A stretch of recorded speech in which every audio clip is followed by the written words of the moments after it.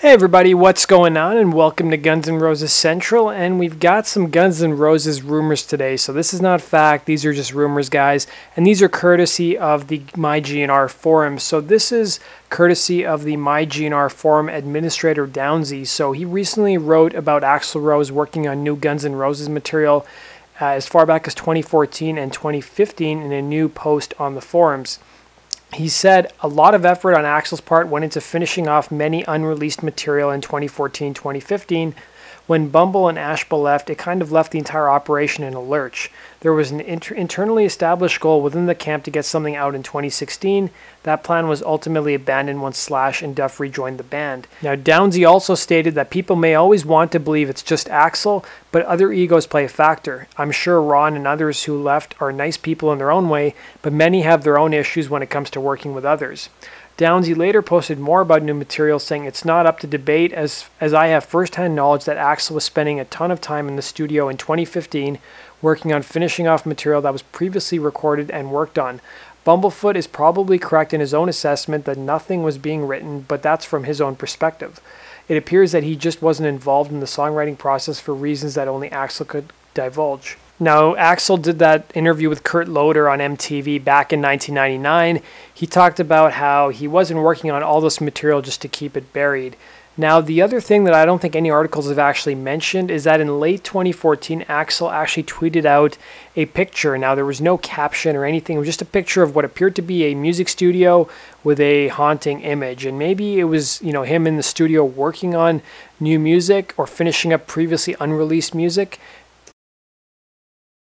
And a few weeks before that tweet actually got sent out by Axl in 2014, there was a false report circulating on the internet that Axl Rose had actually passed away.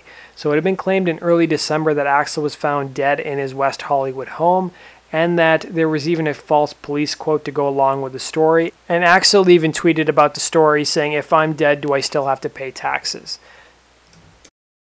Earlier in 2014, Axl had actually done an interview with Revolver magazine, and he had talked about the future plans for Guns N' Roses, including releasing the sequel to Chinese Democracy. At that time, he'd claimed that they were going to be releasing two albums. One was going to be a remix, and one was going to be a second half of Chinese Democracy. He claimed at that time, "We recorded a lot of things before Chinese came out. We've worked more on some of those things, and we've written a few new things, but basically we have what I call the second half of Chinese. That's already recorded, and then we have a remix album made of the songs from Chinese. That's been done for a while too." At that time, Rose said he did not have a timeline for when the albums would come out, but he did intend to address it after Guns N' Roses concluded their residency in Las Vegas in 2014.